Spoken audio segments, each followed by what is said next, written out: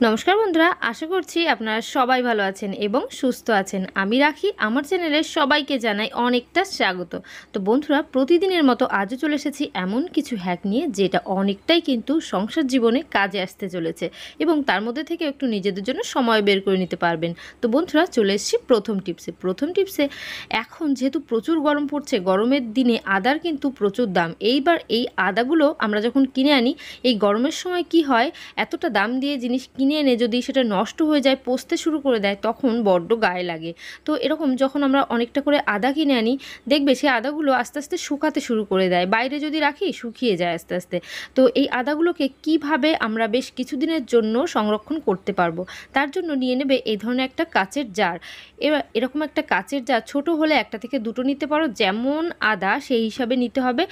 আর প্লাস্টিকের জার নিলেও হবে, কিন্তু কাঁচের জারটা নিলে বেশি ভালো হবে। এবার আদাগুলোকে একদম শুকিয়ে, কোনো গায়ে জল থাকবে না, যদি হালকাও জল থাকে সেক্ষেত্রেও কিন্তু আদা পচে যাওয়ার একটা ব্যাপার থেকে যায়। তো একেবারে শুকনো যে আদাগুলো, সেই আদাগুলো নিতে হবে। আর যে আদাগুলো শুকিয়ে যাচ্ছে, একেবারে সে নষ্ট হয়ে যাচ্ছে, পচে যাচ্ছে, সেসব আদাগুলোকে একদম বাদ দিতে হবে, বাইরে রেখে দিতে হবে। আর যে সমস্ত আদা একেবারে ভালো আছে, শুকনো, কোনো গায়ে জল নেই, সেই আদাগুলোকে জারের মধ্যে ভরে রেখে দিতে হবে। আমার এখানে যেহেতু জারটা একটু ছোট, আমি দুটো জারের মধ্যে আদাগুলো ভাগ করে রেখে দেব। তো আমি একটা জারে দেখিয়ে দিচ্ছি। এরকম জারের মধ্যে আদা যদি রেখে দিতে পারেন, তাহলে এটা কিন্তু দীর্ঘদিন ধরে রেখে খেতে পারবেন। এইবার এই এক্সট্রা আদাটা অন্য জারে দেওয়ার জন্য আমি রেখে দিচ্ছি। এবার আদার মধ্যে বাই চান্স যে কিছু যদি জল থেকে যায়, তো এই যে একটা ভিজে ভিজে ভাব হয়ে যাবে আদার, তো এই যে ময়েশ্চার, সেই ময়েশ্চারকে অ্যাবজর্ব করার জন্য এর মধ্যে একটা উপকরণ আমাদের মেশাতে হবে।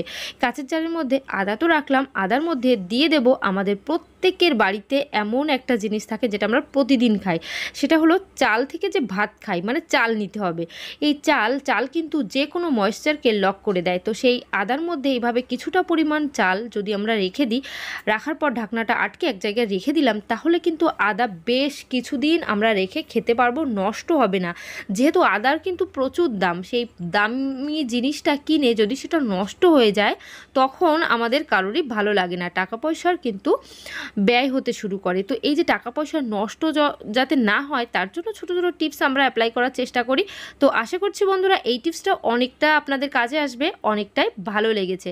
তো আমি চলে এলাম আমার পরবর্তী টিপসে। এই ধরনের কাপড়ের যে ব্যাগগুলো থাকে, সেই কাপড়ের ব্যাগ নিয়ে আমরা কিন্তু সবসময় বাজার করতে যেতে পছন্দ করি, কারণ প্লাস্টিকের ব্যাগ নিলে কিন্তু তার মধ্যে সবজিগুলো আস্তে আস্তে নষ্ট হতে শুরু করে। তো সেই নষ্ট যাতে না হয়, তার জন্য কাপড়ের ব্যাগ তো আমরা ইউজ করছি। এবার এই যে কাপড়ের ব্যাগগুলো নিয়ে আমরা বাজারে যাচ্ছি, এখন যেহেতু প্রচুর গরম, সেই গরমের দিনে আমাদের কাছে কিন্তু বোতল অবশ্যই করে রাখতে হয়, কারণ এই বাইরে গেলে যদি জল না থাকে, তখন কিন্তু বিপদ হয়ে যেতে পারে। এই জন্য এই যে জলটা আমরা রাখছি, বাজার করতে যাচ্ছি, তখন এই যে জলটা আমরা ব্যাগের মধ্যে যখন রেখে দিই, দেখবে ব্যাগের মধ্যে না প্রচুর জল পড়ে যায়। তারপর এটাকে এদিক ওদিক নাড়াচাড়া করে, ব্যাগটা যেহেতু বড় থাকে, বোতলটা অনেক সময় ঢেলে পড়ে, নিচের দিকে পড়ে যায়। তো অনেকটা সমস্যা হয়। ব্যাগের মধ্যে কোনো জিনিসপত্র থাকলে, সবজি থাকলে, তার মধ্যেও কিন্তু আস্তে আস্তে নষ্ট হতে শুরু করে দেয়, জলের কারণে সবজি ভিজে যেতেও শুরু করে। তো আমরা কি উপায় করব, যার ফলে আমরা বাজারেও গেলাম, কোনো জিনিসপত্র আনছি ব্যাগে করে, তখন বোতলটাও কিন্তু তাদের গায়ে পড়ে যাবে না, একেবারে স্ট্রেট থাকবে। তো ব্যাগের মধ্যে কিভাবে স্ট্রেট থাকবে, তারই কিন্তু একটা ছোট্ট টিপস নিয়ে এসেছি। তো বন্ধুরা, ব্যাগের মধ্যে যদি বোতল এদিক ওদিক পড়ে যায়, তখন ঢাকনা দিয়ে কিন্তু জল বেরোতে থাকে, সেই জলের সঙ্গে ব্যাগটাও নষ্ট হয়, ব্যাগের মধ্যে যা যা থাকে সেগুলোও নষ্ট হয়। তো বন্ধুরা, আমাদের একটা কাজ করে নিতে হবে।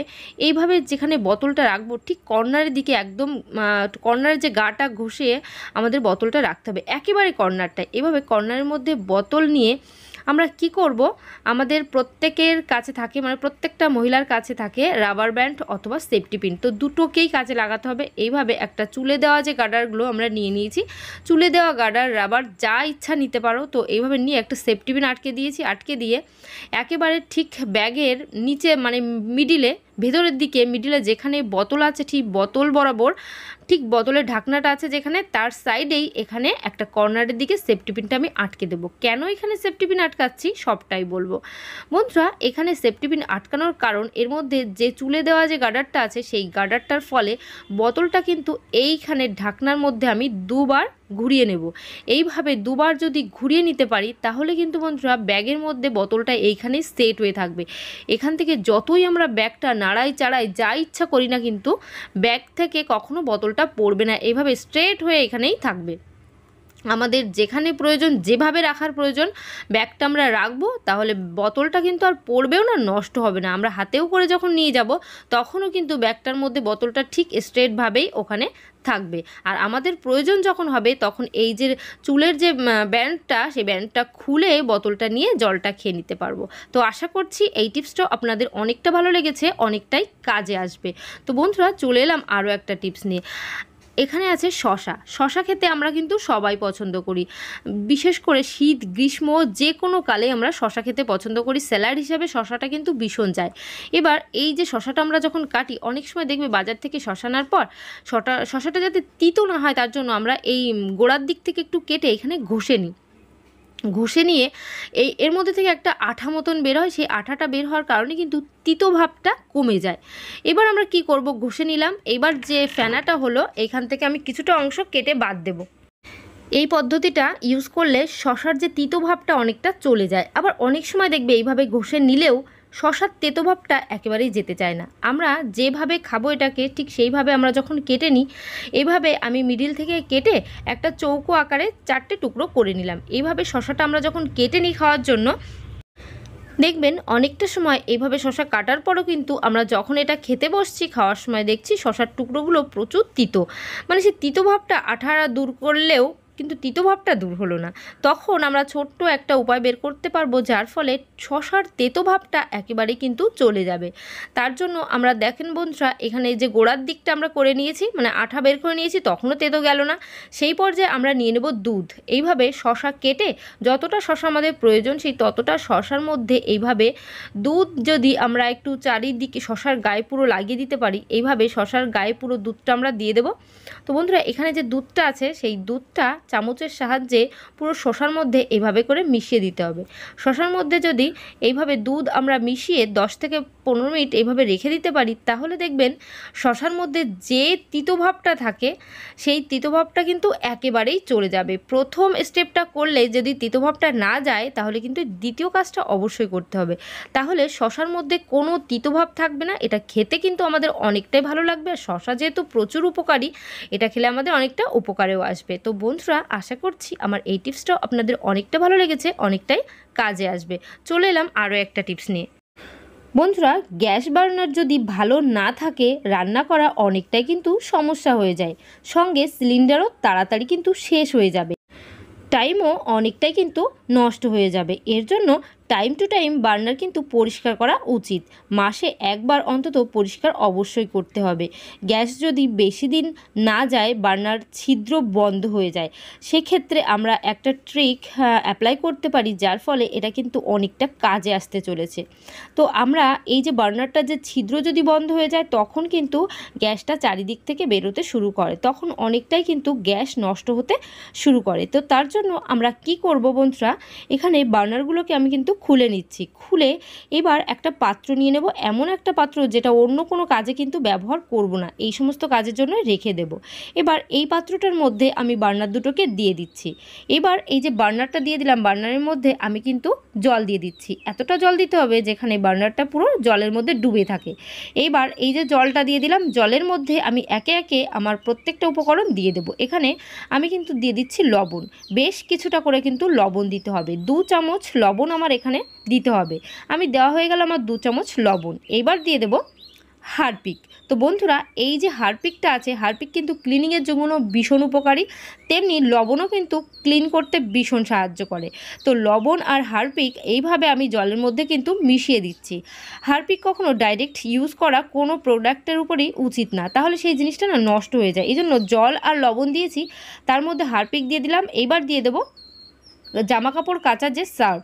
তো এই যে সার্ফটা দিয়ে দেওয়ার সঙ্গে সঙ্গে বন্ধুরা, আপনারা কিন্তু রিয়াকশান দেখতে পাচ্ছেন। সার্ফের মধ্যে এই যে হারপিক আর সার্ফের মিশে যে রিয়াকশানটা তৈরি হচ্ছে, আমি চামচের সাহায্যে একটু মিশিয়ে দিচ্ছি। এইবার চামচের সাহায্যে এটাকে মিশিয়ে এইভাবে কিন্তু আমার 15 থেকে 20 মিনিটের জন্য ছেড়ে দিতে হবে। এইভাবে আমি চামচের সাহায্যে একটু লবণ আর এই মিশ্রণটা তৈরি করে নিলাম লবণের সাহায্যে। সেই মিশ্রণটার মধ্যে আমাদের বার্নারটা ভিজিয়ে দিয়েছি, এটাকে 10 থেকে 15 মিনিট এইভাবে ছেড়ে দেব। ঠিক 10 থেকে 15 মিনিট পর আমরা কিন্তু ফিরে আসব। এর ফলে গ্যাস কি হবে, আমাদের 15 মিনিট পরে ফিরে এসেছি, ফিরে আসার পর বন্ধুরা আমাদের এই যে গ্যাস কিন্তু অনেকটা বেঁচে যাবে ও তাড়াতাড়ি রান্নাও আমরা করতে পারবো। কেন, এই যে বার্নারটা যদি আমরা পরিষ্কার করতে পারি তাহলে কিন্তু এই সমস্ত উপকার আমাদের অবশ্যই হবে। তাছাড়া ওভেন যখন খারাপ হয়ে যায় তখন আমরা কিন্তু কি করি, মিস্ত্রির কাছ দিয়ে ঠিক করি এইগুলো, মানে এই যে আমাদের গ্যাস ওভেনের যে সমস্ত সমস্যা হয় মিস্ত্রির কাছে ঠিক করতে হয়, তখন অনেকটাই কিন্তু টাকা নষ্ট হয়, অনেকটা সময়ও নষ্ট হয়।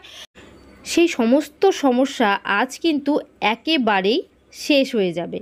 15 মিনিট পর আমরা তো এটা তুলেই নিয়েছি, তুলে আমরা এটাকে কিন্তু ঘষে পরিষ্কার করে নেব। ছিদ্র যত বন্ধ ছিল সব ছিদ্রগুলো কিন্তু খুলে যাবে। ব্রাশের সাহায্যেই কিন্তু ঘষতে হবে, আর এই ব্রাশের সাহায্যে এই জন্য ঘষতে হবে, এর মধ্যে অনেকটা ছোট ছোট ভেতরের দিকে যে নিচের দিকে জায়গা আছে সেই সমস্ত জায়গায় কিন্তু ব্রাশটা ঢুকবে আর পরিষ্কার করা যাবে। এটা অনেকটা কিন্তু টাইম আমাদের লাগবে না, টাইম অনেকটা সাশ্রয় হবে। ব্রাশের সাহায্যে ভেতরের যে জায়গাগুলো আমি দেখিয়ে দিচ্ছি বন্ধুরা, এই যে বার্নারের উল্টো দিকে যে নিচু জায়গাগুলো আছে সেই নিচু জায়গাগুলোতেও ব্রাশটা ঘষলে অনেকটাই কিন্তু, এই যে ব্রাশটা যেহেতু সরু, এই সরু জায়গাগুলোর মধ্যে ব্রাশটা খুব সহজেই কিন্তু ঢুকে যাচ্ছে, ঢুকে এই জায়গাগুলোর মধ্যে যে মোর্চা পড়ে আছে, যে নোংরা তরিতরকারির কুচি, চা করতে গেলে চায়ের কুচি, দুধ উতলে পড়ে, ভাতের ফ্যান পড়ে, তখন ছিদ্র বন্ধ হয়ে যায়, সেই সমস্ত সব সমস্যা কিন্তু রেহাই পেয়ে যাবে আজ ব্রাশের সাহায্যে এইভাবে ঘষলেই। যে সলিউশনটা আমরা আজ তৈরি করেছি অনেকটাই কিন্তু পাওয়ারফুল, যার ফলে সমস্ত যে আমাদের সময় নষ্ট হচ্ছিল, যে জিনিসটা নোংরা হয়ে যাচ্ছিল, সেই সমস্ত আমাদের পরিষ্কার পরিচ্ছন্ন হয়ে যাবে।